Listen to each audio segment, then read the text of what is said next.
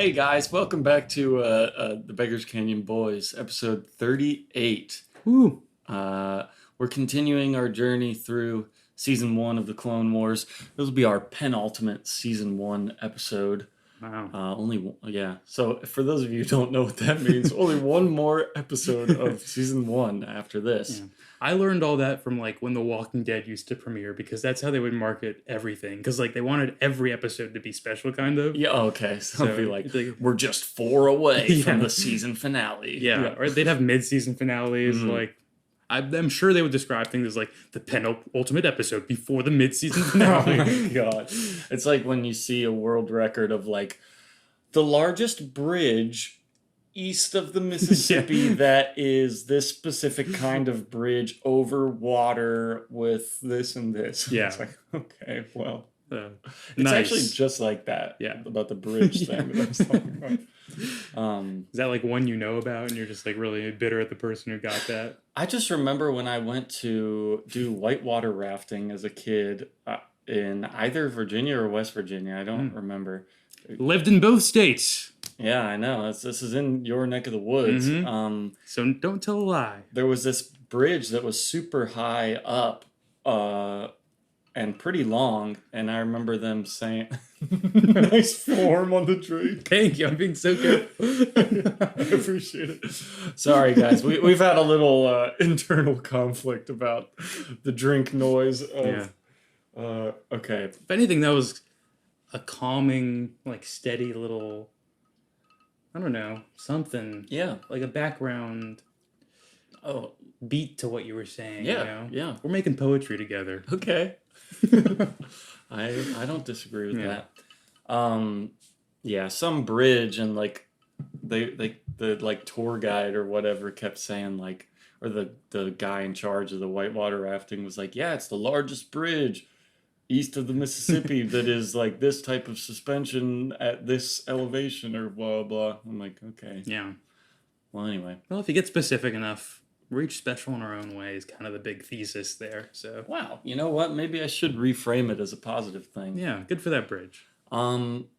Guys, this is a very special day because it's one of the hosts of Beggars Canyon Boys' birthdays today, and it's not me.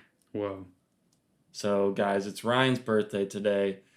Everybody say happy birthday to Ryan, and for that special birthday boy, we do have a special Star Wars birthday gift. Okay. Wow. So close your eyes. I already feel like your mom she gave the gift. Oh, that was just a little happy. This is something really special. Wow.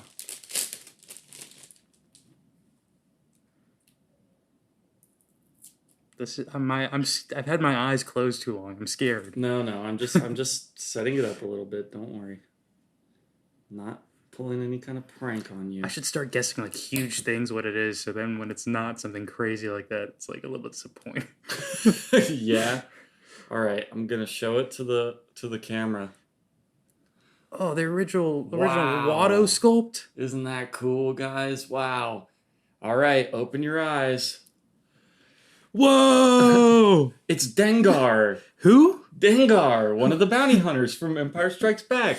You remember him from the Boba Fett comics and Empire Strikes Back? What did Dengar do? Give me one notable thing Dengar did.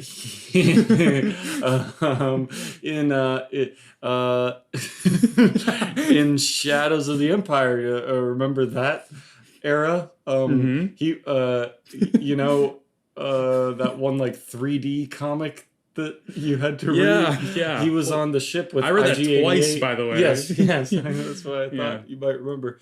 He was on the ship with IG-88 when they were like fighting Boba Fett. Doesn't he die then? No. Oh. Does IG-88 die there? One of their ships completely blows up. Yeah, maybe he does die there. I don't remember, to be honest with you. This is great. There's Dengar from the original Kenner line of toys. That's cool. When did the Kenner line of toys drop? With the movies. So this is a 1980 article right here. Yeah, the gun has a hard time staying in his hand. Look, I wanted to get you Chewbacca, but that was $50. I would have been angry at you if you got me Chewbacca. Well, that's too. why I wanted to So. get him for you. Although, you know what? I bet there's a Chewbacca toy out there that you just like click the back and it makes the noise over and over again. Yeah. So I'm sure there's some parents out there who also really hate the Chewbacca noise. That's probably very true. Well, Dengar, you don't even remember him. Wow. No, I'm sorry. You know, I wonder if they have Wow. I wonder if they have the Gorgmonger. I would love her. Oh, Gra Gra? Yeah, they definitely do. No, trust me. I looked for a while to try and get like Phantom Menace toys. Yeah, I like how you knew her name. That's just it's really funny. Yeah. You're like, oh, you mean Graga? Gra Gra, come on. Like I felt impressive enough to know Gorgmonger. No, that was pretty you're good. dropping Gra Gra. She's a Swokes. Okay. And she trades in the currency Whoopie Oopie. Does she have a husband? Do you know about that? Does she have a family? I don't know. Okay. She might. I'm sure she has kids who she's raising to be Gorgmongers too. All right, sorry. So there you go. Now you got one of the original Kenner line of toys. Did he have this gun when we Yes. saw him? Was it this big well, and he had blue? a gun like that. Yeah. This blue? No, it's not blue. It's more black. Alright, so, but- yeah, so not really accurate. But okay, thank Well, you. it's old toys, okay? Oh, so what? They used to make things better back then, okay? Nowadays, it's cheap plastic, you know? Mm-hmm. It was not cheap plastic back then. This is, yeah. Yeah, this top is real. grade stuff. Mm-hmm. Lead paint, beautiful. You got to look up Dengar's appearance in the movie, so you know. He stands, you know, when all the bounty hunters. Yeah, are- I know the scene. He's in the. I just lineup, don't remember yeah. Dengar Hey, there. it's okay. He's the only one that has like a human face showing. That's okay. That's okay. Yeah. That's okay. I feel like that does him a disservice, honestly, in that because you know, I remember like that. Is that where IG-88 first shows up Mhm. actually? And Bosk, Yeah, Bosk is awesome. and Zuckuss, and Forlom. Where do I keep seeing Bosk? I think there's a unit leader in Star Wars Unlimited that's a Bosk deck. So Yeah, I think so. and it's a cool card. He looks pretty sick on it. Yeah, he's cool. Mm-hmm. People use the Forlom a lot too. The Forlom. Forlom and Zuckuss, those are two of the other bounty hunters in that okay. lineup. But yeah, they're like the ones with the big bug eyes. Oh, is he a yellow card? Forlom? Yes. Zuckuss is a red one. I don't remember. I maybe played against a Forlom and I was like, who is this character? And I couldn't pinpoint it at all, but they looked a little familiar. Yeah, he's like a droid with big bug eyes. I think it was him then, Okay. yeah. Mm-hmm. See, Well- I told you, I am going to learn a bunch more character names playing this game. It's true. All right. Well, that's the extent of your Star Wars birthday. Yay! All right, on to the rest of the episode. Okay. Let's forget about all this. Yeah. Mm-hmm. We've got. Look, I feel like it was a disappointing gift because you didn't get a character you liked. No, what? This is I did have to factor price in because a lot of the old toys are super expensive. it is not at all disappointing. I appreciate it. I'm sorry. I'm not This is fishing for. video proof that I enjoy it. I really like the gift. It's and it's got great points of articulation. Do you want me to say nice things? No, thank you. No. I'm sorry. I'm not trying to fish for validation about it. I just look. If it were an unlimited amount of options of all the Star Wars toys, I would have gotten you a different one. Who would you have gotten me? Probably like a pod racer or an Ooh. Ewok. Are there toys of like basically everyone? Yeah, pretty much. Dude, I'd get you a low gray Ewok. Hell yeah. I Mhm. would love that. I would love low gray.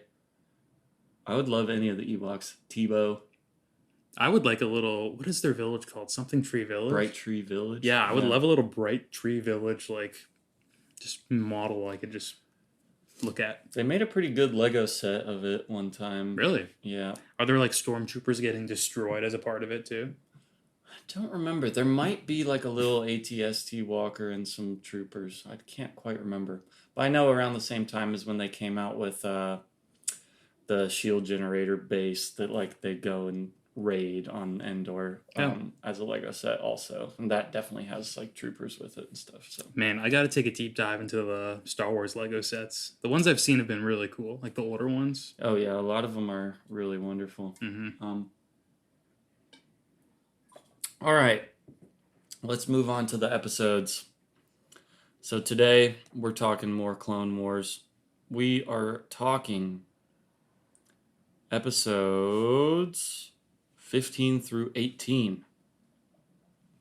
And let's begin with episode 15, Trespass, directed by Brian Kalin O'Connell and written by Stephen Melching, who also did Malevolence and Rookies. Has Brian directed before? No, I don't believe so. Okay. Well, no, he has. I think he did the Malevolence ones as well. Oh, okay. Which his name is not ringing a bell from those, but okay. I will say about this episode right off the bat, good job, Brian. I think it visually looked a little bit above par compared to the rest of the stuff we've been watching. Yeah, I agree. I thought you meant just in the design choices for some of the things in the episode, which is also cool. Yeah. But yeah, the animation, I also was looking at it and I was like, why does it seem a little better this episode? Yeah, I'm not exactly sure if like they just spent more time on it or whoever was in charge was smarter with time management or what the deal was, but like it looked really nice, I thought, and like the snow effects were really good. I thought maybe that was it. I was like, maybe because this environment is just like better for it or the style or something. Maybe it's like there's a little blur over everybody because it's snowing the whole time. That maybe helps. I don't know. The moment that I noticed it though was when I forget what the blue people's alien race is called. The Pantorans. Yeah, when there was the Pantoran girl. It was Chuchi. Yeah, it was Senator Chuchi. Doing a panning shot of her, and I noticed it there when she's like turning her head. I was like, yeah, she looks like much better than they normally do for some reason. I thought like Obi-Wan in his snow outfit as well looked really good, and like when he was talking, I was like, okay, like the textures and like the face motion just looks nice right now for some reason. Yeah, like, it's noticeable. It's weird. Yeah. Yeah.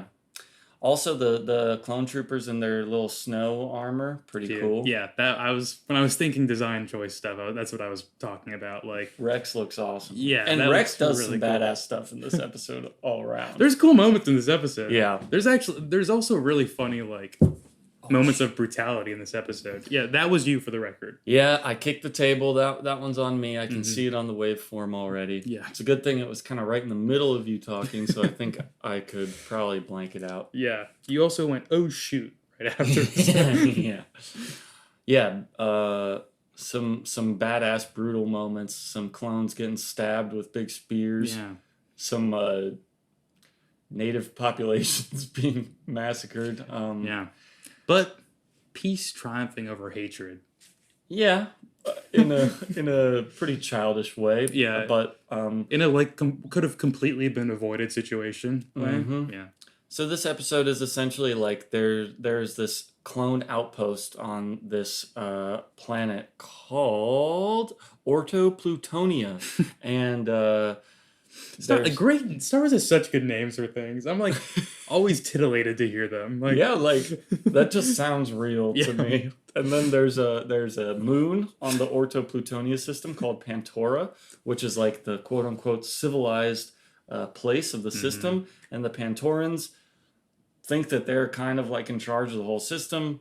So there's an outpost there of clones that they lost contact with. So Obi-Wan, Anakin, the senator, and the chairman from Pantora go down to see what's going on.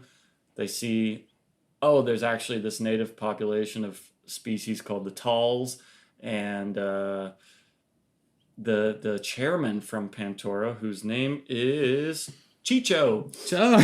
There's Chicho and Chuchi. Nice. I remember at one part at the beginning of the episode, Obi-Wan's like, Chairman Chicho, Senator Chuchi. And I was like, oh, God. What are we doing? But anyway, the chairman guy is just like evil, racist. You savages! Like that. He says that so often. He makes C-3PO translate his bigotry. Yes. You do it word for word. Seriously. And at first he's just in complete denial that it could be anyone except for the separatists that killed the clones. And then after it's proven to him, he's like, these people are animals, like kill them all, we're in charge. Yeah. And he's so beholden to this belief that I was like, oh, okay, like he definitely has like some ulterior motive, or like the separatist, like, we're gonna find out that like Count Dooku's like paying him money for something. No, he just like actually has those beliefs and Yeah, holds he's on to I would them. say a very pathetic character to Yeah, watch. yeah. Then he, jumping really forward, but he dies like super pathetically. And then the episode almost tries to justify it through what's her name? Chuchi? Is she I Chuchi? think she's Chuchi. I'm gonna mix up Chicho and Chuchi, Yeah. but It almost tries to justify it through Chuchi by being like, well, yeah, look, through his death, we used his death as like a symbol for like why hate is bad, which kind of led us to peace. So like he kind of did still die for his people. And it was like, no, what? he started it in the first place. Yeah, Like it's like nobody had to he's die, a actually. monster. That's a Yeah. villain. Like, I Yeah. don't know. It was Uh, weird to justify him like at all in it, I I think. agree. But I definitely agree. It. So yeah, this episode is weird morally for those reasons, but I find it like very fascinating on like a semi subtextual level, I guess. Like I don't know how valuable it is to like overanalyze every piece of this or what the intentionality was hmm because I don't know, they may not have thought about it this hard, but I honestly think they probably did because at least like the people who do this like really think about each of these characters even if they don't necessarily always come through in the writing as much. yeah, And what some really fascinating elements about it to me. This is a kind of story we've already seen in Star Wars multiple times, and we've already seen in the Clone Wars multiple times, where like the native population of a planet is maybe less technologically advanced than like the Republic coming in there, and they're like, "Hey, we don't want war on our planet," and war is brought to them and it's a little different than the ones we saw with the Lermans in a couple episodes ago, but it's kind of similar. yeah. But anyway, the things I find fascinating about the way that this is written is the bad guy is obviously referring to them as like savages, like primitives, animals, all that kind of stuff, and they're clearly supposed to be like a representative for like an indigenous population of somewhere, and then these are like the technologically advanced colonizers coming in and trying to like take over their land and whatever, and they're just trying to like protect themselves. Yeah. Now that's a very delicate thing to put in your kid's cartoon, I think. Star Wars likes this though. It really This is does. like something they like to come back to pretty Yes, often. they do. The Yeah. Ewoks are that. Yeah. The Gungans are that. Ugh. A lot. I mean, it happens a lot. Yeah. And I found it particularly funny when Obi-Wan and Anakin go, like just the two of them, to go visit the village and try and like talk to them, Yeah. the Tulls. Anakin's all like ready to fight because they kind of approach them with spears and stuff. Yeah. And Obi-Wan's like, hey, they're just like curious of who we are. Like, chill out. Yeah. I think he says like the clones and the droids probably just approached these people wrong. Yeah, yeah. That was another thing that was really cool was that Obi-Wan kept being like, hey, unfortunately, like our clones probably like came to them guns blazing and stuff. And like he was like admitting wrongdoing from their side. That's the level-headedness I would expect from the negotiator, though. Absolutely. I mean, come on. This is a great Obi-Wan episode. Yeah, I do like him a lot in this. He says something else a little bit later too, where he's like, maybe they're smarter than us even, you know? That's what I was about to say. Which, yeah, again, interesting. As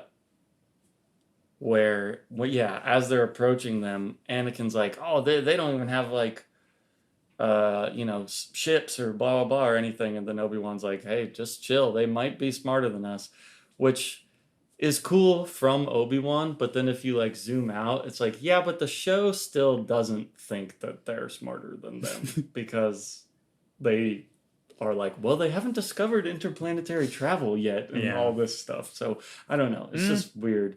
To jump forward in theme a little, and we won't get into the episode right now actually, but well, no, sorry. This is stuff about the episode you don't want to talk about today, so we don't have to talk about it. We don't have to talk about it. We will talk about it on this episode. So. Okay, well, Um, never mind. Cut that. Okay. You don't get that now. all right.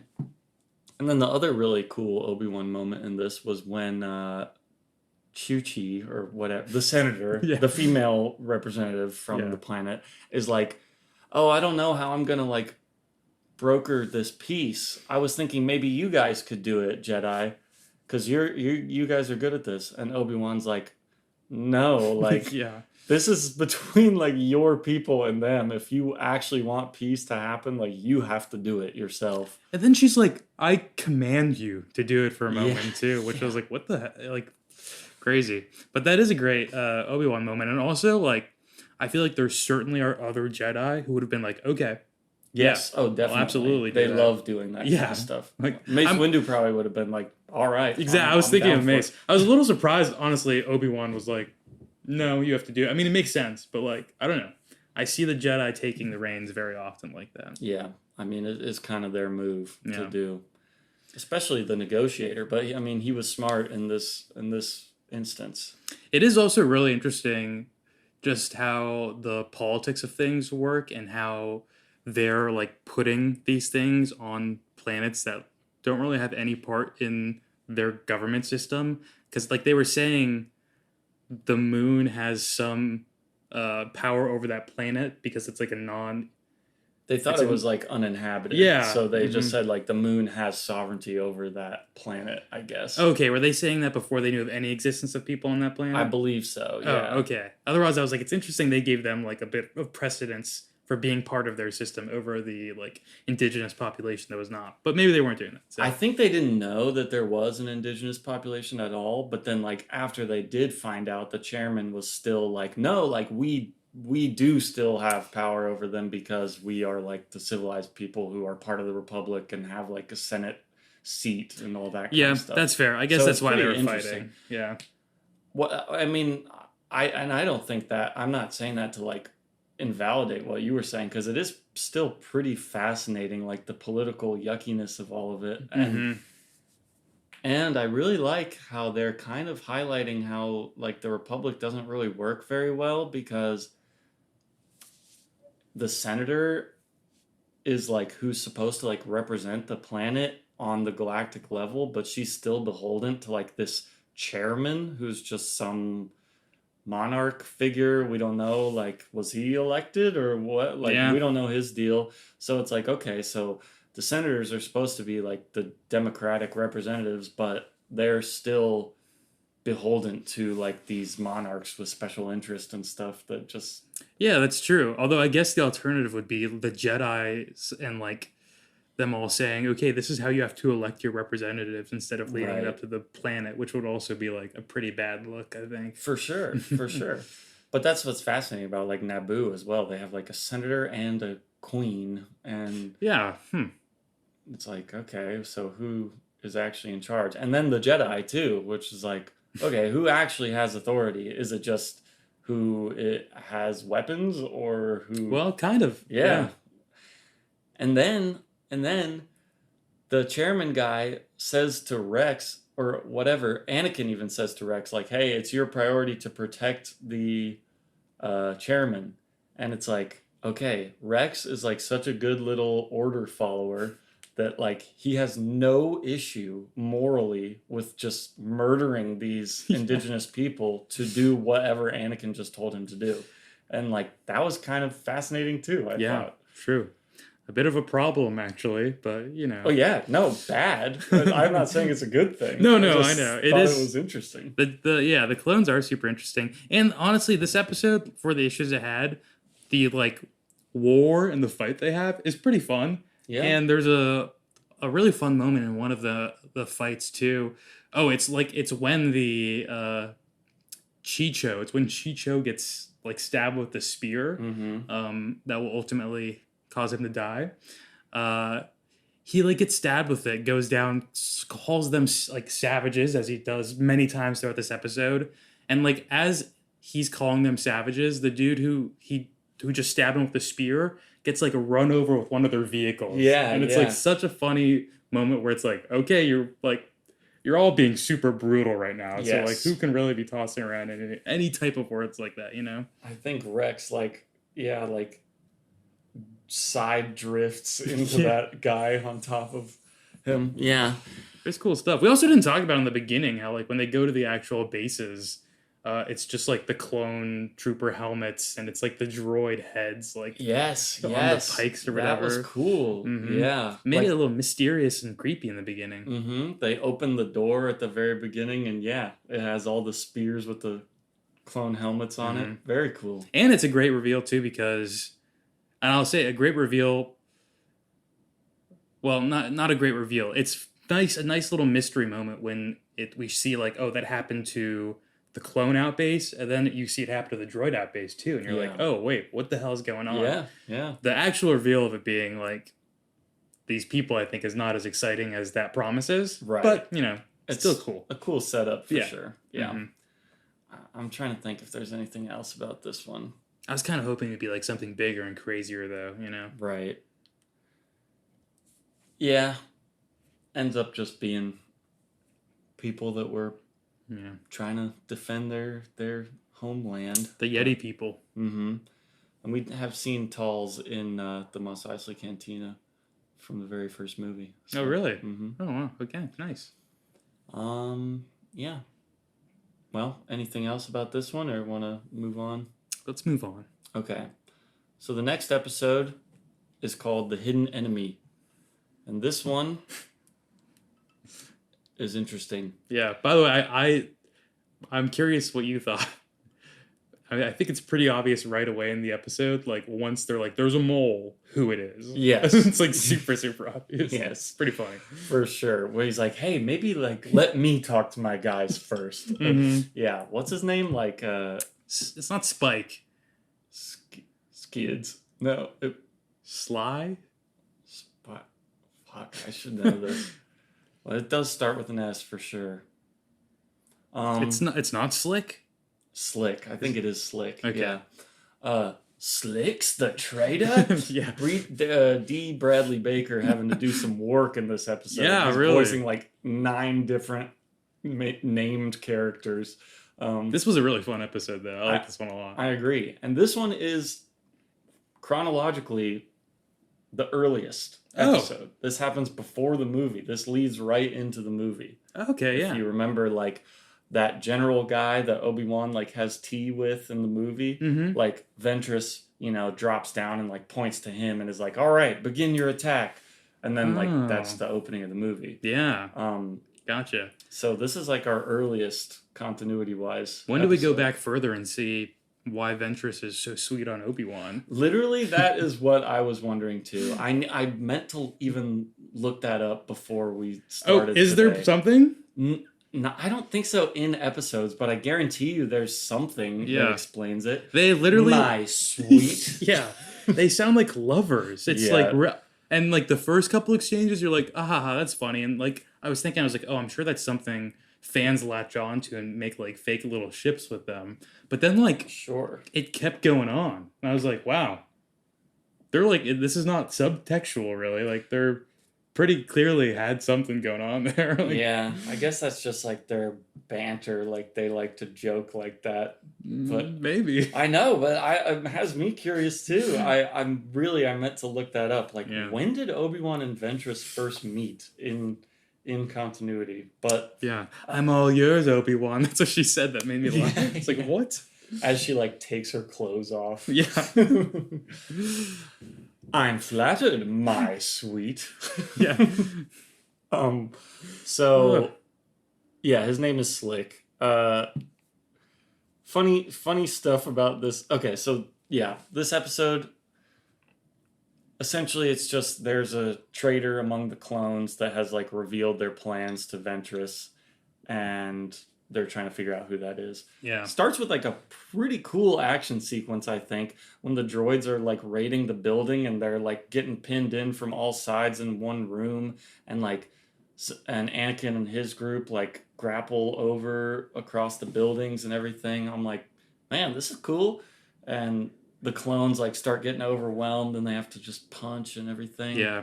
I didn't realize when I started this was actually a before episode. I guess I was like didn't pay attention to the continuity of it. Oh, hey, that's okay. They don't really draw attention to that. Yeah. It just kind of is. Mm-hmm. But Ahsoka's not around. Yeah, I was wondering about little things like that. But yeah.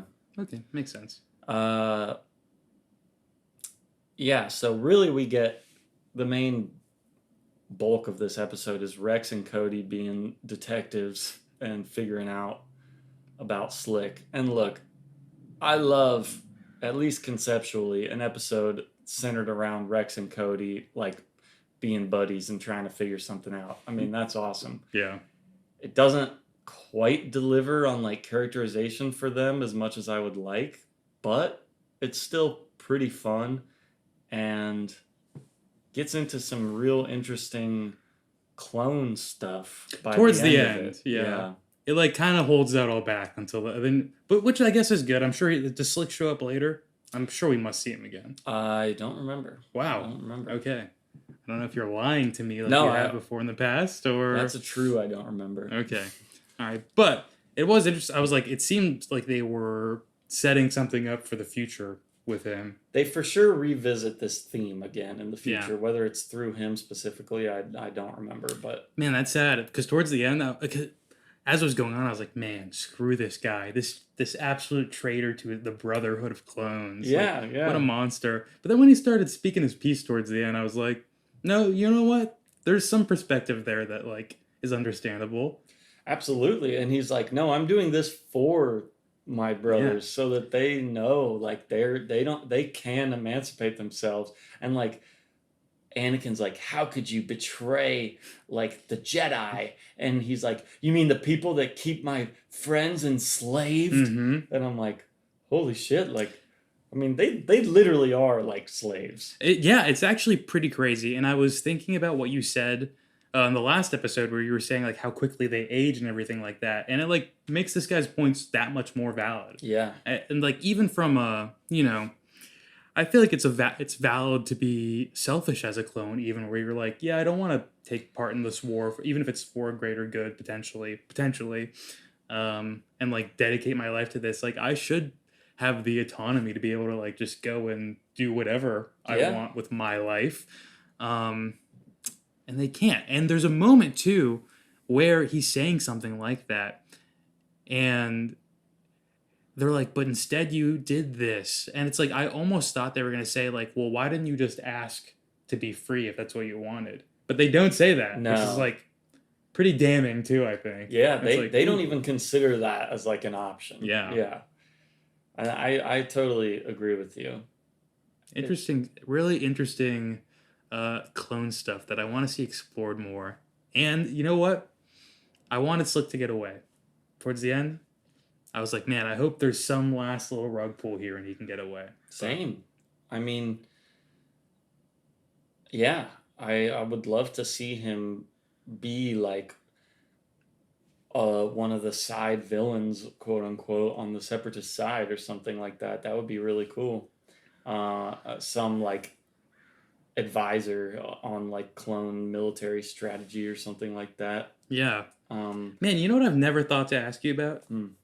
Okay, with Order 66, do they like retain their like memories and knowledge and everything once that happens? Like personality wise, are they similar? Because they have unique personalities. Yeah. It's a good question and it's kind of murky. Are they like evil versions of themselves? So yeah, I mean it's kind of weird to think about because you think about, I guess, take just Cody as an example. Like he doesn't have like too much personality, but like he's very smart and he's loyal and he kind of is like, like he's similar to Obi-Wan in the way that like Rex is similar to Anakin. Rex is more like not ambitious, like quick to action and like a great fighter and like a little more like gung-ho, and then Cody's like, oh, let's plan and let's think. Mm-hmm. So, and then like we do see Cody in Revenge of the Sith post Order 66 for like 2 seconds. I was gonna say that we don't get like this level of characterization for them though in that movie. No, not at all. So,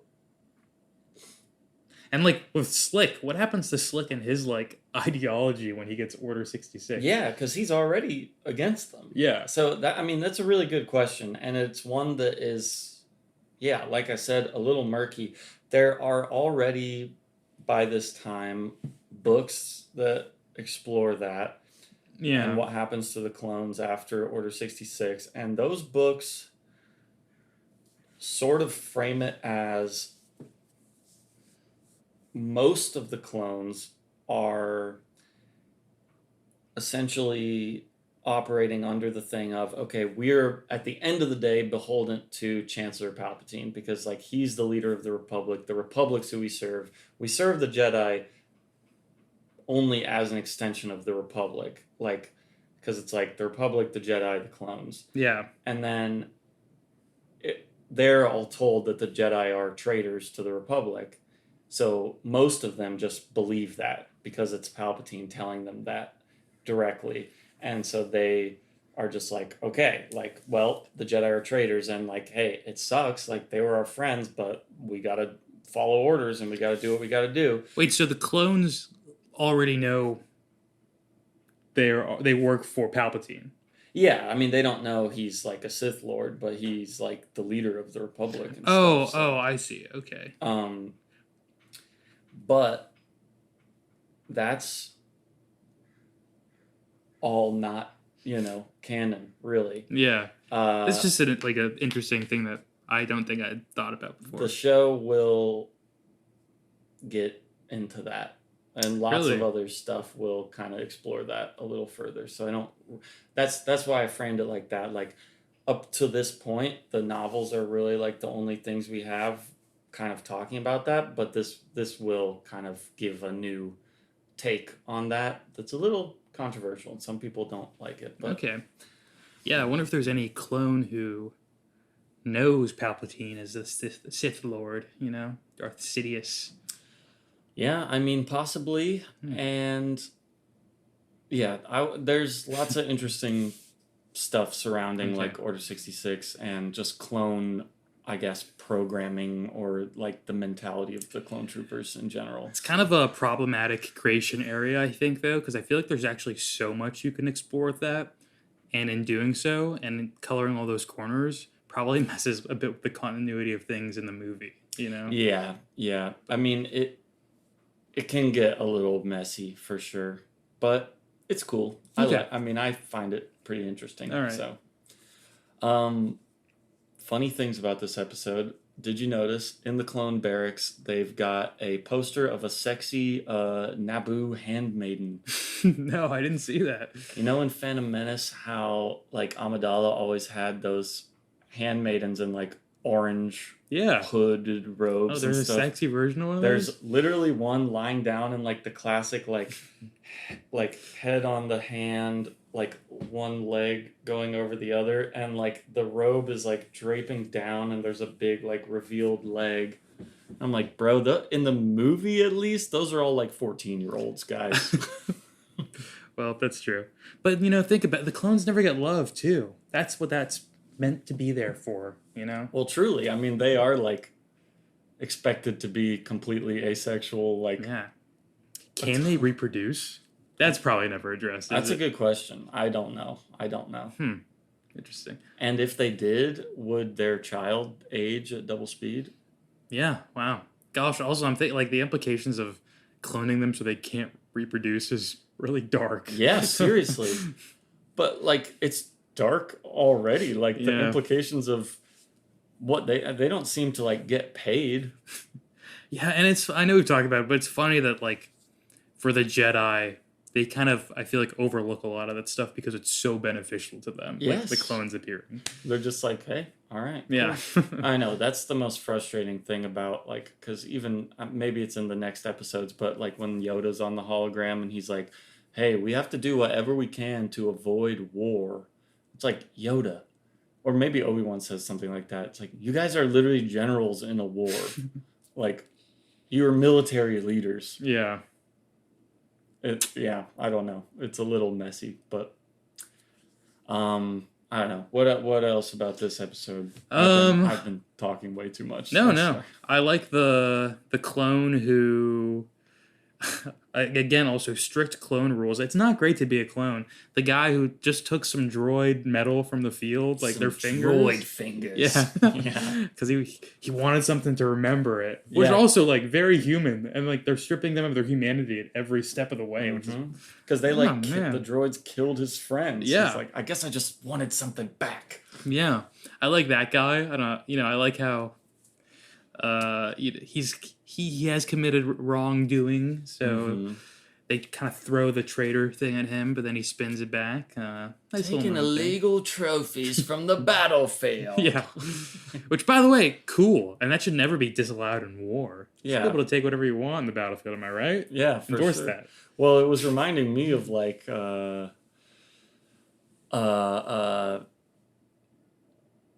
what's it, Predator, and then also like not Cyborg, Universal Soldier. Have you ever seen Universal Soldier? No. Jean-Claude Van Damme movie. There's like a guy in there who has like a necklace of ears from Vietnam or Oh. whatever, Okay. stuff like that. A necklace of teeth. I feel like you see that in like Vietnam movies and stuff. Yeah. That's what it made me think of. Again, back to me being a young Walking Dead fan. I think Daryl does that in The Walking Dead with zombie ears, too. Oh, So really? probably a reference to Okay. that. But that's why I first saw that idea. Nice. That's cool. I don't. Yeah, I read a lot of the Walking Dead comic, or at least like the first 2 or 3 like big collected editions of it. The compendiums? Yeah, Nice. but I think I've literally only seen the first 2 episodes of the show. Oh, wow. Yeah, and nothing else, at least show wise. It's pretty good for like 2 seasons. Yeah. Yeah. And then they made 11 more, I think. But, you know, Kind of turns into like a CW show at a certain point. Yeah. ruins some really great arcs in the comic, too. So, a bit of a bummer. But comic also ends kind of disappointingly, though. You said, wait, you finished it or no? No. Oh, no. okay. Yeah. Like, I haven't read it since like 2015, probably. Well, so. sorry, that's just my opinion on it. I don't know what the general consensus is, if people like it or not. Maybe they do. I don't know. Yeah, I also thought that was funny. The finger necklace, Yeah. That guy was cool. I liked him. Felt bad for him. for sure. And yeah, these are he's kind of like a clone. Slick is kind of like a clone activist, or like revolutionary or something. Mhm. It's kind of interesting. Who put those ideas in his clone brain? Yeah. How'd they get in there? I don't know. Yeah, is he really the only one that's just had like this free thought? How did he get in contact with the separatists in the first place? That's a good question. Also, I do wonder if any of them were convinced a little bit by his speech at the end there, you know, or if they were just so bubbling with their anger and their war vision that, you know, they couldn't even see past that for their brother. Also tragic in a way. Absolutely. And that is an interesting question. Like, does that rub off on anyone, or are they just like, wow, glad we got him. Yeah. All right, back to... Wouldn't you always think in the back of your head, especially, you know, he sounded so...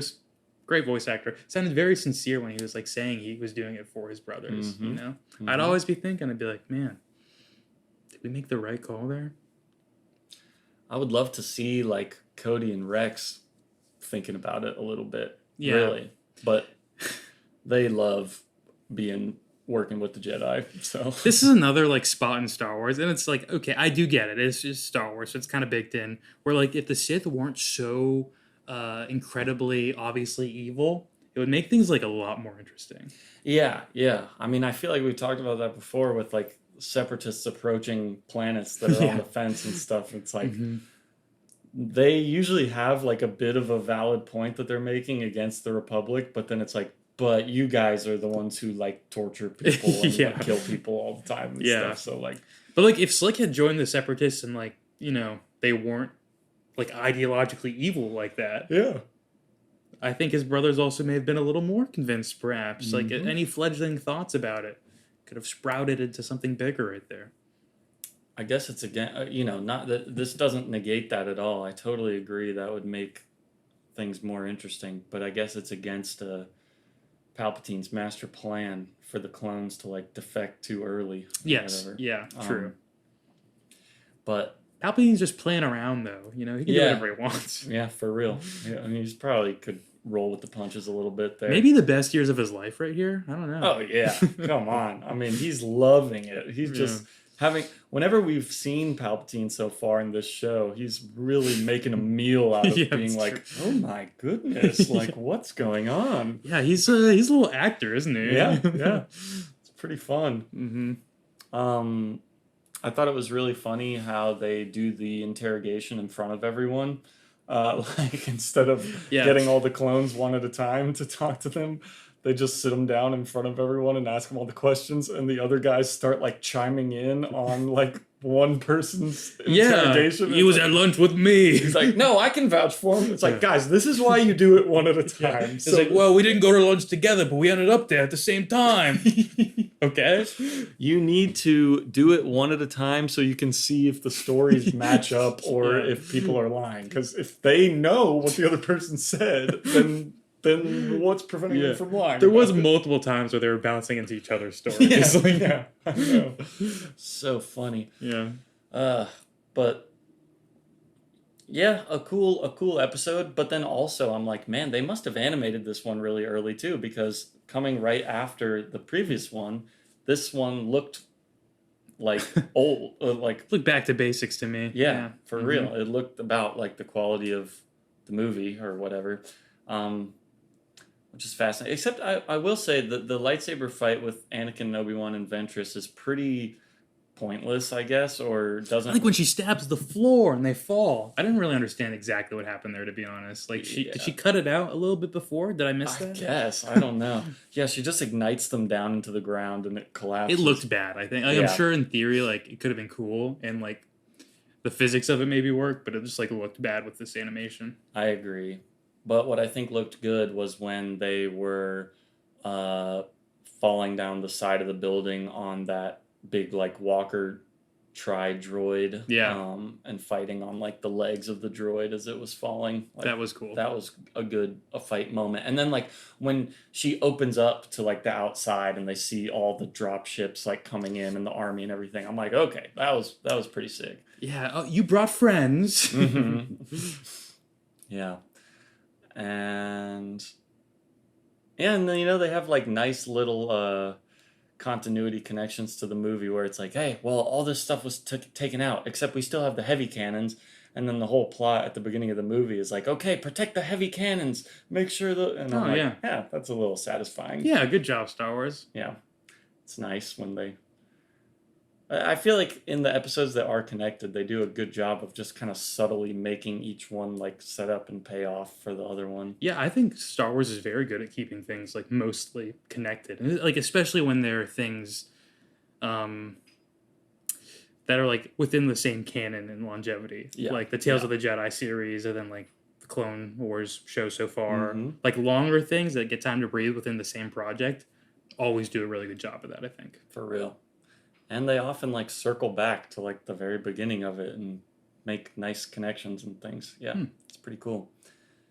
Okay, so the next episode that we're talking about is, I guess 2 episodes, a 2-parter, Blue Shadow Virus and Mystery... The Blue Shadow, sorry, yeah. No, go ahead. Just, the Blue Shadow Virus, as the guy says. The Nazi doctor. Yeah. Spoiler, don't want to jump too far ahead. But. No, that's okay. I'm looking for my notes on this. I should have done that real quick. Okay. Yeah. And then Mystery of a Thousand Moons is the other one. So this is a 2-parter where there is a deadly virus being weaponized by, as alluded to, a Nazi scientist guy.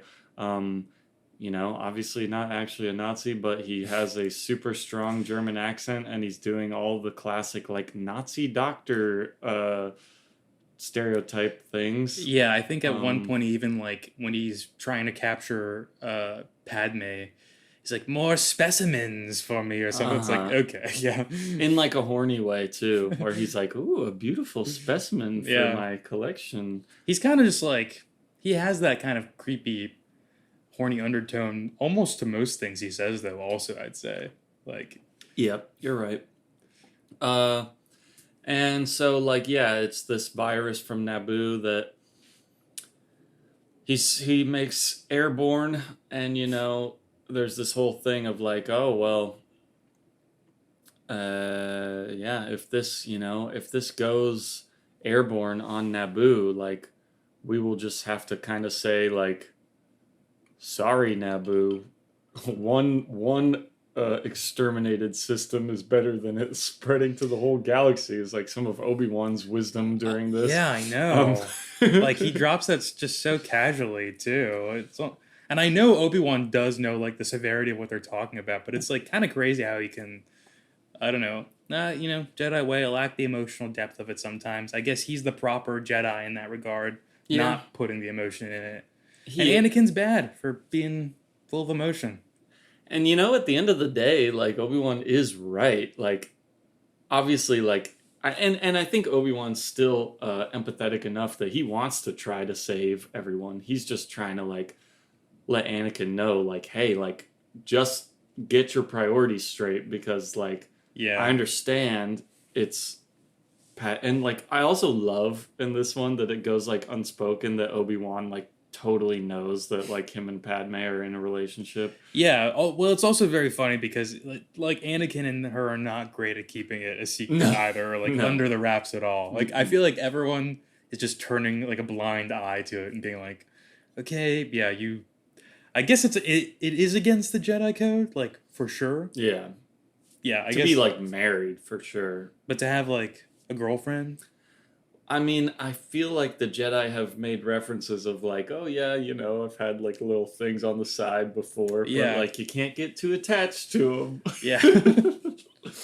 um, Strange part of the Jedi way. it is weird, but yeah, he is right at the end of the day. Like, if this virus got out into space, because like this geneticist is trying to make like bombs with it. Yeah. That nothing in the galaxy is immune to also was Yeah. like a plot point that they mentioned. So it would potentially kill everything. And he's so crazy. He doesn't actually care about like the separatist plans. He just wants to like eliminate all life. Yeah, that's true. That's a funny thing I didn't think about. Like, the separatists are funding this, but he's absolutely gonna like wreak havoc on the separatists with this also. Yeah, I think they don't realize that he's like gone off the rails with it and Yeah. stuff. It's just funny they have no one like really checking in on this guy. He's just like someone on Naboo in the swamp they threw money at to do this. Yeah, yeah. I mean, it's almost like some plan they like had and then forgot about, and then he's just been doing it by himself. Which is pretty cool, actually. Yeah, I like that kind of thing when it's like, hey, you're not even like, or I don't know, it's gone off the rails from what the intended thing was, and he's just crazy. Yeah, I could see some like separatist leader having started that project, maybe with some funds, trying to, increase his spot in the hierarchy of separatists, and then just dying, and then that whole thing getting like that branch being cut off, being forgotten about. This guy's just secluded, still working on it because he loves what he's doing. Yeah, yeah. It's almost like it parallels like the creation of the clones a little bit in that way, where Sifo-Dyas went to go fund them. And yes, that was a manipulation from Dooku and Palpatine and all that, but Sifo-Dyas died like pretty shortly after initially funding the clones, and then they are just like obsessed. The Kaminoans just love doing it. Yeah. So they're like, all right, we got a whole army ready for you, Master Jedi. It's like, okay, Yeah. cool. Oh. So we'll break it down a little bit. We have got. Oh man, but wait, since we're talking about that near this moment, I do just want to say like one of the great lines from this episode, and which I will say overall, I like these episodes, but something I feel like they were missing something for me. Like, part of me was like, they're a little boring, but like I do appreciate the characterization in them. I don't know. These episodes? Yeah. Yes. Sorry, I was looking at my notes while you said that, so I just got the second half of it. Oh, no. Sorry.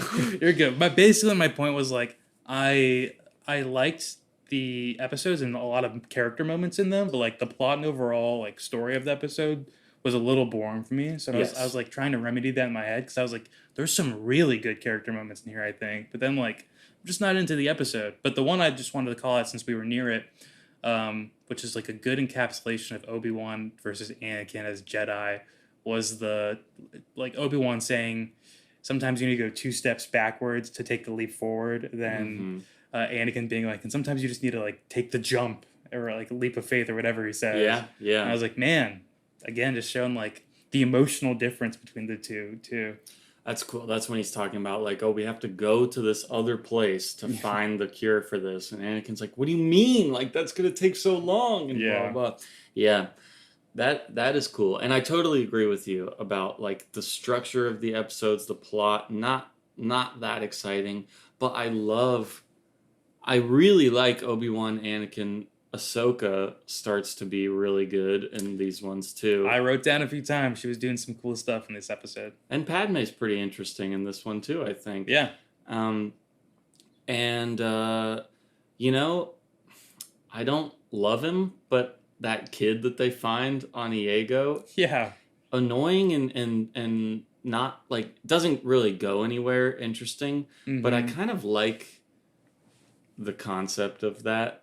We'll get to that later. I did though really think about that character because I was like, man, I think I dislike this character, but then I was thinking about it a little more, and I was like, I just dislike this character design and the style of him because I was like, if he was like a little alien, I think I would love the character.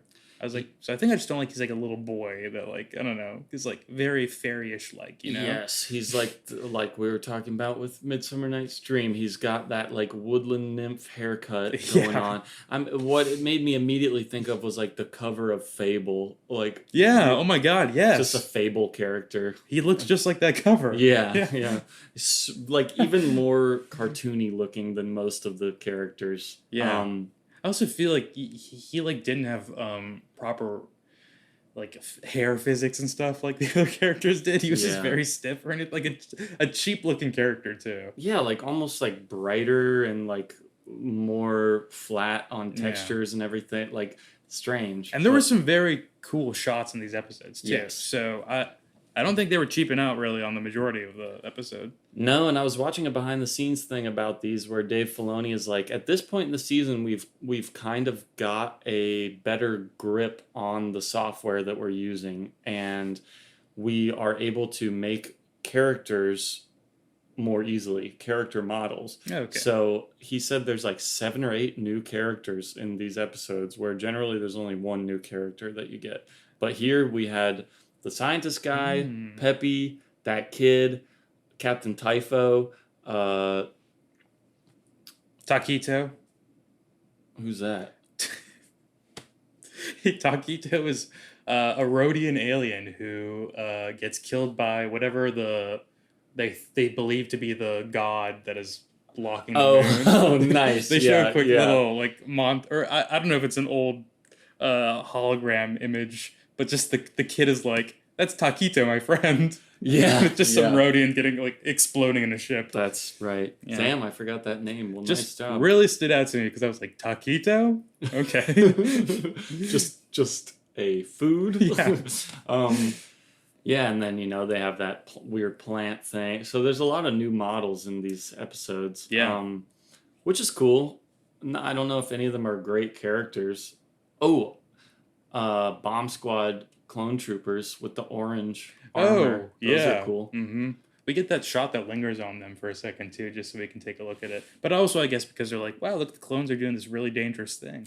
Yeah, and the stakes are like kind of high there because it's like, okay, well, I know that Naboo is not going to get annihilated in these episodes, but and I also know Padme and Ahsoka are probably not going to die, but all these clones might die. Yeah, I mean, they don't have any problem just killing like 30 clones in 2 seconds. So. Dude, it was very sad when, Padme was talking about the clones potentially dying. And I don't know if it was one of the specific clones or just a random clone who said it, who was like, well, with all due respect, that's what they're meant to do. Yeah, It's like, yeah. oh man, Weird. yeah. And I mean, we're jumping While all caring around, for but the clone while he's saying that too. Just yeah, like they've got such a crazy mentality. It's they're like, it's a privilege to die in service to the Republic. Like, and you know, as we've learned, not every single one of them feels that way, but that is definitely the overarching philosophy from them. It's yeah. very strange. But I love also like Ahsoka's just super hardcore belief in the Jedi system at this point. And like she's still pretty like young and naive, but I think we're already seeing her like come into her own a little bit, get more confident, Mm-hmm. like in a not arrogant way, like and be a little slightly less annoying. And now like her and Anakin have a more like partnerish relationship. And like when um when Padme, I forget exactly what it is, but like when Padme and her are like really about to die, she says something like it's okay, like Senator Amidala, like we just have to trust that the Jedi will do what is right. And like and Padme's like, no one can open this bunker and the gas out. And Ahsoka's like, they would never do that. They like don't worry, like will just die. It'll be okay. Yeah. Like that was really crazy to me. Yeah. That I agree. Like, and Ahsoka was really cool and effective in this episode too. But that was a nice little bookend to it, I guess, where it was like, man, it did really start to feel like she was coming into her own. I was wondering where you were like pulling that idea specifically from, but yeah, I would say like that end piece encapsulates that like really well. Yeah, and then Anakin talking to Padme and Ahsoka when they're on the stretchers at the very end is like my favorite part of the whole pair of episodes. Really nice little just charming relationship with him and Padme there. I mean, I like their dialogue. And then like the clones start getting a little close to them and he's like, "Oh, yes, of course, my lady. Yeah. Like, I'll see you But later." then they do the little handshake that's a little handhold. Mm-hmm. That's a very sweet moment. And then Padme is like, "Hey, by the way, like go I know you care about me more than her, but go talk to your Padawan because she was like incredible during this whole thing."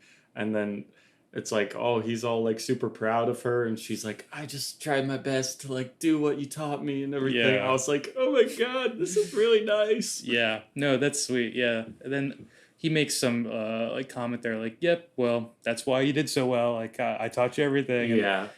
and she says, like, "I know you don't mean everything you say." Mhm. Like, yeah, I am starting to like their relationship a lot more. Oh man. Hopefully nothing bad happens to like that emotional connection or anything like that. Yeah. Man. I mean, you know, she's around in Revenge of the Sith, and they're like best buddies during that. So Yeah.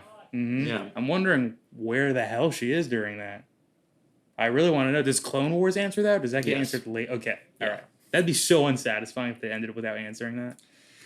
It would be. Oh no. No. It's awesome. It's like truly my favorite part of the whole show. Oh, So- okay. But I won't say anything else about it. I'd assume she's not dead. Potentially captured. That's what I'd say, maybe. I don't know. Her story is super interesting. It goes a lot of interesting places, I think. So we'll see. Okay. All right. Yeah, I guess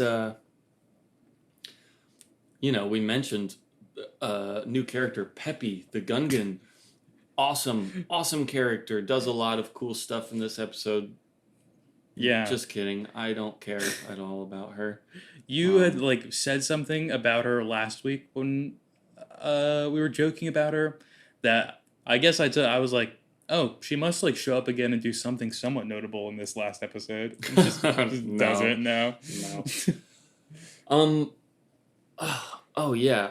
So what I thought was interesting about that kid on Iego, where they go to get the root that's the antidote, is this idea of Jabo. Yeah. Jabo, thank you. Mhm. Yeah. Not a good name either. Jabo and Taquito.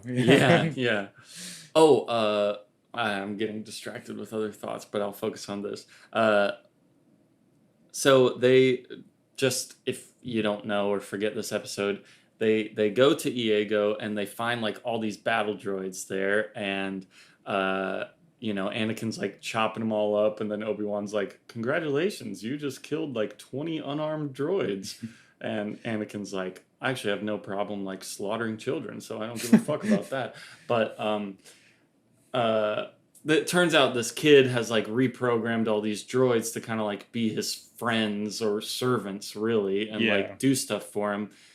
And for a while, it seems like he's the only person on the planet. Yeah. And then they introduce like, oh, there actually is like a whole society here and everything. And I thought it would be really interesting if he was like the only guy on the planet, and he's kind of like gone a little crazy, and like these droids are like the only people he talks to and stuff, like, and he's like the kid that got left alone when his parents went away, and the droids are his friend, and then Anakin could like obviously relate to him a little bit and be like, hey, I know about like building droids and fixing machines and stuff, and not being with my parents. And There were a few moments like that where it was like, oh, there are similarities between like Jabo and Anakin when he was a kid. But then like they did nothing really. It was just like ringing the bell a little bit of yeah, like, yeah, I mess around with droids too.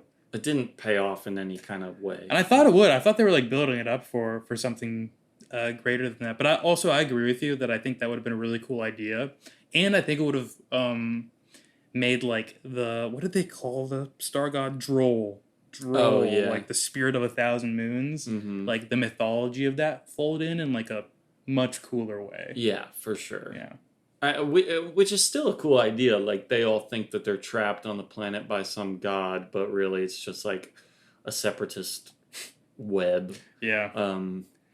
Which is, it's good that it's not like one species of people who all believe this, and it's like a pretty diverse group I was of gonna people say from all around the planet. Yeah, 'cause getting it's- close to like, you stupid people on this planet with like Yeah. your, I don't know, your weird belief system that thinks gods do things. Like, It would be like the third time in 4 arcs that we would see like a slightly less intelligent indigenous population have like no grasp on technology, and yeah.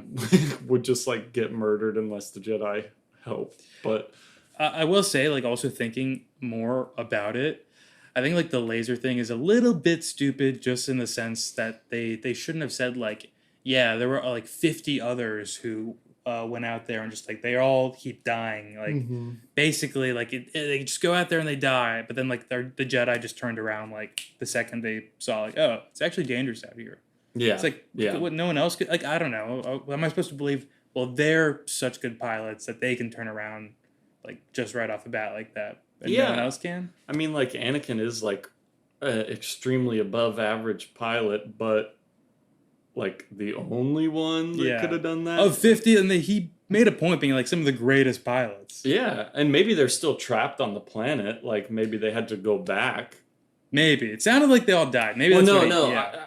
I think you're right. I'm just saying like it would have been better. Like they could still be trapped on the planet. It wouldn't like defeat the whole purpose of like, oh, no one can escape this, even if they Yeah. didn't die. Man, they should have had someone also who did go out there and came back, but like they got wrapped up in the mythos of it being a god and like scared themselves out there. Kind of had a little space madness about it. Yeah, that's cool. Build up the fear of it. I like that idea. Just a pitch for, you guys ever want to do a new Clone Wars series? I'll help. Oh, come on. I mean, we could write some episodes of something. I bet we can write some good episodes that fill into already what they have too. Yeah, Mhm. yeah. I mean, who's to say there could be 100 more Clone Wars episodes of just like more isolated stories of Jedi that we don't see and That's true. all that. I'm gonna make Yoda fight people. No. Introduce Dark Yoda.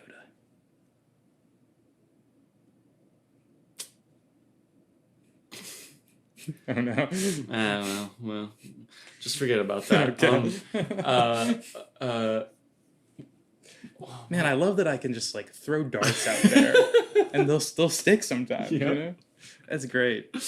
I really think this is funny that they did this in this episode. So, do you remember in Phantom Menace when Anakin first meets Padme, what he says to her. That she's an angel. Yeah. Yes, yeah. Yeah. I was thinking, like, is it of the Millennia Proxima, whatever planet they say?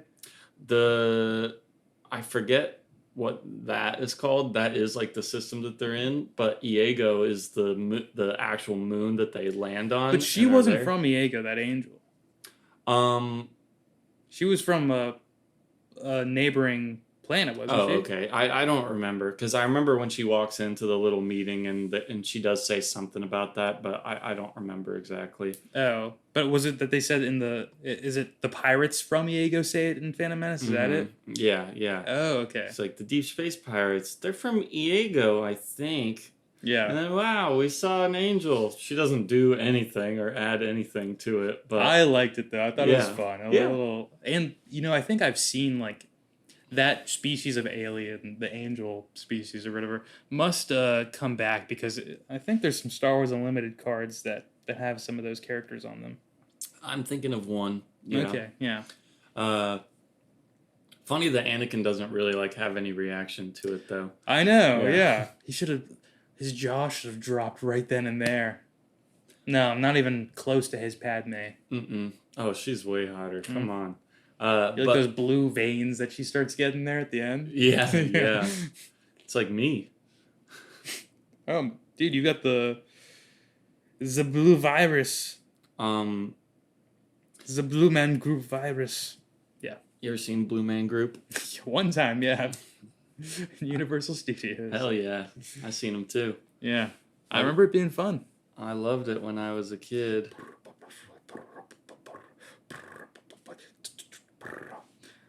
For anyone who hasn't seen the Blue Man Group, that's pretty much what it is, and now you don't need to.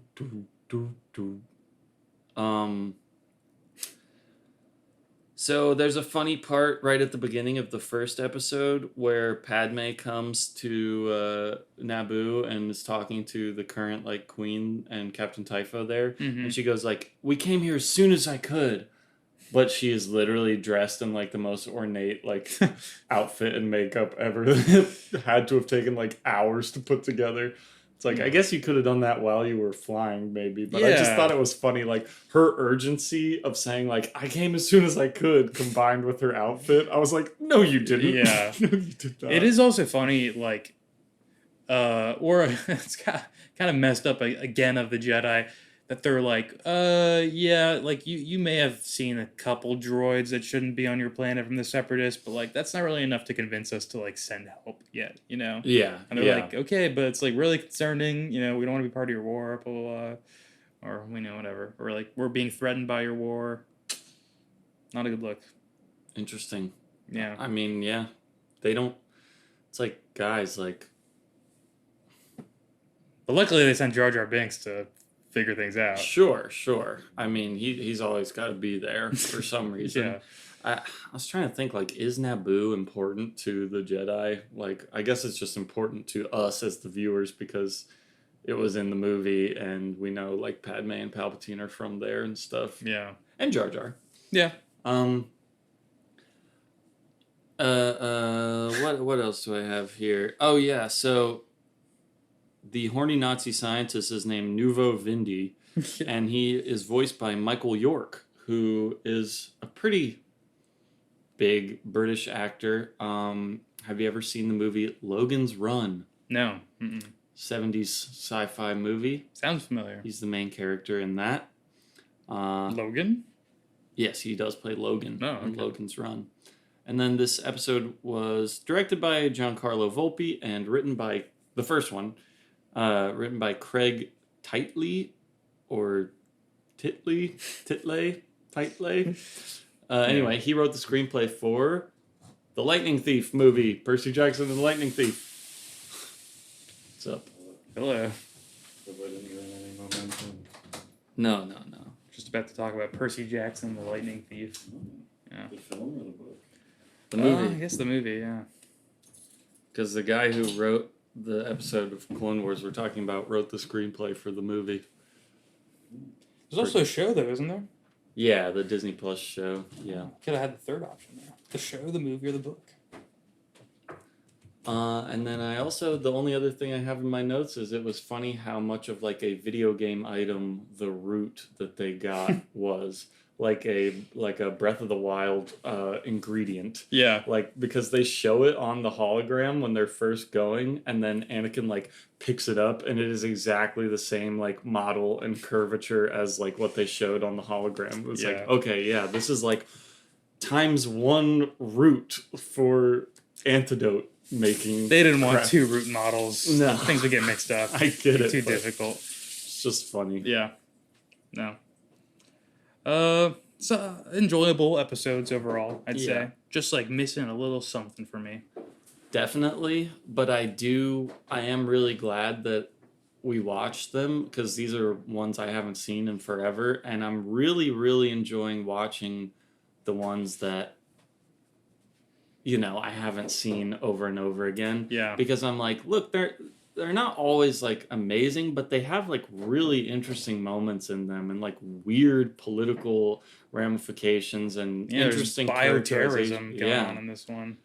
And like Ahsoka's characterization, like we talked about, like this is the first time that she's kind of been like really cool, I think.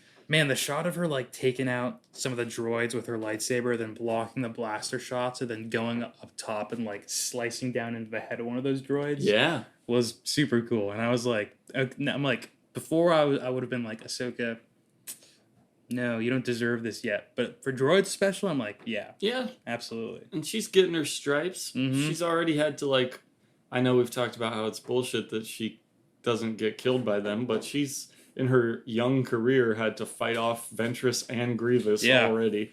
Pretty terrifying. Yeah. But I want to know more about Ventress. We don't know that much about her. No, we don't. Will we learn more about her in this series? Yeah. Woo! Definitely.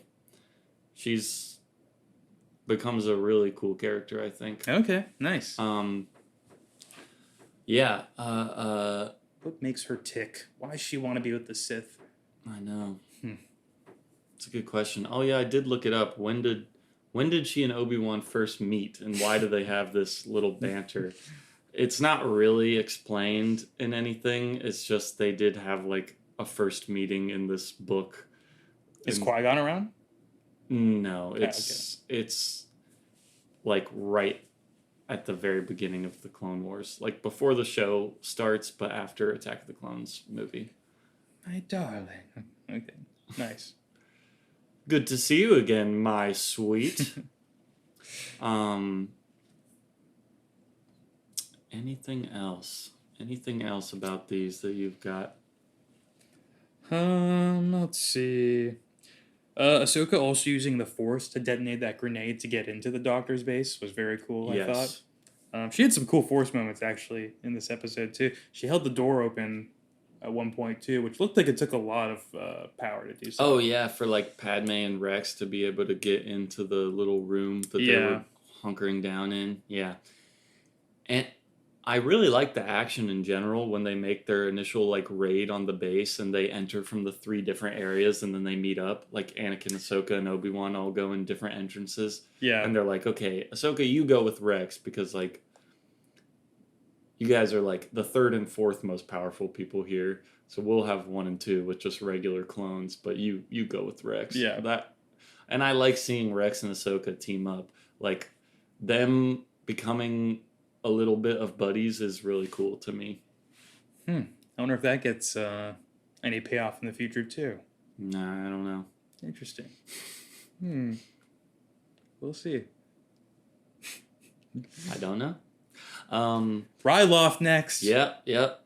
Next up, we've got our last episode for season 1 of the Clone Wars. Whoa. We're finishing season 1. Then after that, we'll take like a little Clone Wars break, maybe just 1 episode, maybe 2. I want to read some comics. Yeah. Catch up on some comics, watch a Robot Chicken thing. No, I like the Robot Chicken. There was another series that I wasn't as fond of. Okay, well, we will be watching the other Family Guy stuff too. I didn't hate it. I mean, I'm teasing. Man. I know I've already said, but I can think of some jokes in the Empire Strikes Back Family Guy one that I quite like. Yeah, well, but it's probably also got a ton of really bad jokes too. I'm going into it with an open mind, you know. Oh my god, yeah, I'm pretty sure that. Well, whatever. I'll save it for that episode.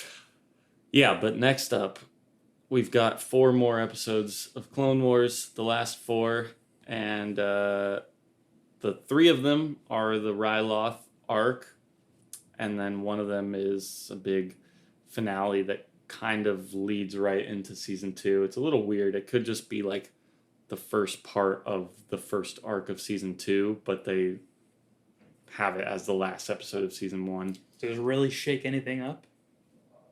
I forget. I just feel like at some point something like pretty significant is going to happen that maybe changes the tone of the series, and maybe not. Oh, for sure. I mean, I think it's kind of gradual, and it'll kind of sneak up on you, and then like a little bit in, we'll be like, holy shit, like this has been like something different than what it was. Okay, all right. At least I feel that way. Yeah. So I'm not trying to overhype it for you or anything, but yeah, this last episode of the season does introduce a big new character. Cad Bane? Yes. Yes. Nice. All right. I had a few guesses I could have. I mean, that was. It is Cad Bane, so yeah. Cool. That's okay, though. I don't think that's too much of a spoiler. They advertised the intro of Cad Bane so hard on Cartoon Network when this episode was coming out. I remember it for literally like a month leading up to this episode, like, Cad Bane's coming to town. Where's he from? What planet is he from? He's a Duros, and I don't know if that is the name of the planet that they're from. Or not. I don't know the planet. But he's like a new... We haven't seen that species before, have we? We have as, like, background characters. Oh, okay. But not as any, like, main characters. Interesting. Yeah. He have 2 guns? Yeah, yeah. They little laser 6-shooters? Hey, he's like a cowboy. Yeah. Yeah. I mean, you've to seen what he looks like Yeah. before. Yeah. I want to see how they, like, actually play it off, though, you know? Yeah. This is one that I have not seen in a long time, so I honestly forget like how his introduction goes and everything. Who was that? Cad Bane. Hello there, Cad. I can't do a good impression of his voice because it has like a modulator on it, but I think he sounds really cool. Okay, his voice nice. is great. Cad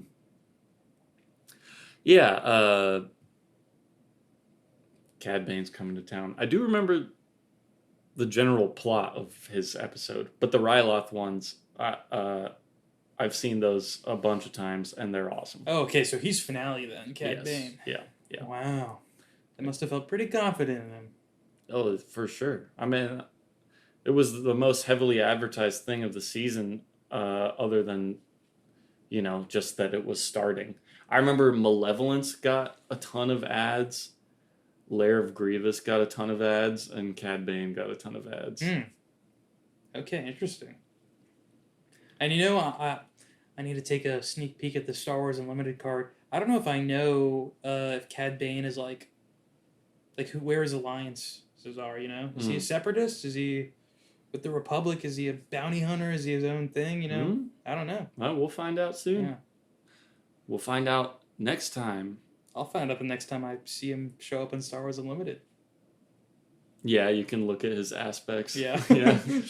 Well, don't look too closely at some of the art on those cards. I see these event cards that I'm like, these are big moments from the Clone Wars that they're kind of spoiling.